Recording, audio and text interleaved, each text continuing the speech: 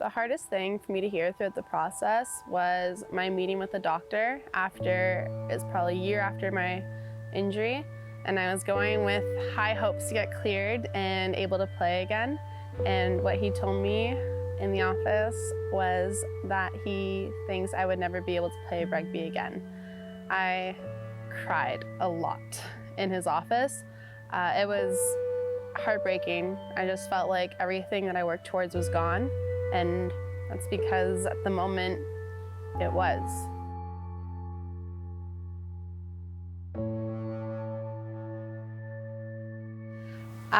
In my grade 12 year, we had our championship game.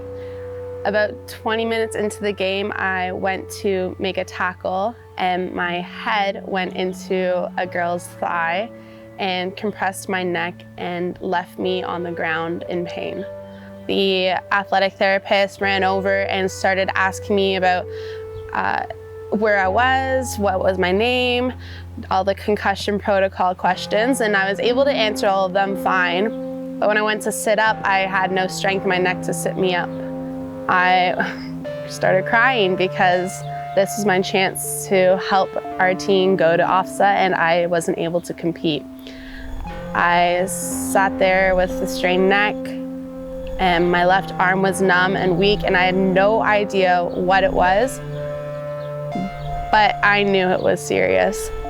I went to the hospital that night, and I waited in ER for a really long time. When I finally saw the doctor, he saw me for 10 minutes, did no x-ray. He told me to look left and look right, up and down, and asked me how much pain I was in. When I did all that and told him I was in a lot of pain, he told me it was a strained neck, and he sent me home. And at a different hospital, immediately they put me in a neck brace. They did a CT scan. They upgraded my neck brace to another one, and they put me on a stretcher in an ambulance and sent me to Sick Kids. At the second hospital, through the CT scan, they diagnosed me with a broken C7 vertebrae. So it was really scary. I went from a strained neck to a neck brace for 3 months. So I ended up going to my high school prom in a neck brace and was given the nickname Regina George. She could have easily been a paraplegic. So she was, like the neurologist said, she was a very lucky girl. It's scary. It was very scary. When you think of what could have been, you know, we're just very thankful that she's able to walk today. I think it was 5 months after the initial diagnosis of never being able to play again, I went back to the doctors and I got an opinion again from the first neurosurgeon that told me, that's it. And he looked at me and he said, I can't think of any reason why you can't play anymore. And I lit up. I was ecstatic.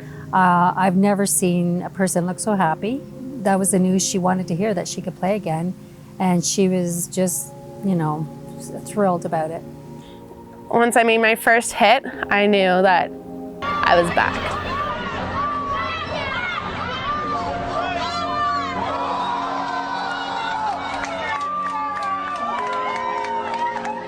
My biggest accomplishment with rugby was making Team Canada. Not even a year before, I was being told I couldn't play rugby again. And I felt like it was all out of reach. And a year later, I got the email to play Rugby Canada in England. And it just felt like a real roller coaster of a journey, but I felt like I got to where I wanted to go. Canada actually started its first women's rugby league team a couple years ago, where I was given the opportunity to play. Through them, I went to Australia for a month and competed in the World Cup representing the Canada Ravens, and we competed against New Zealand, Papua New Guinea, and Australia, and ended up placing 4th in the world. I think it's important to know that despite what doctors tell you, despite what other people tell you, you are in control of a lot of things in your life, and if you continue to persist and pursue, you might go from never being able to play again to representing nationally. You might go from you know, not being able to walk to running a marathon. And that comes with hope, that comes with determination, and that comes just with never giving up. You are in control of a lot of things, and you can't let other people tell you you're not.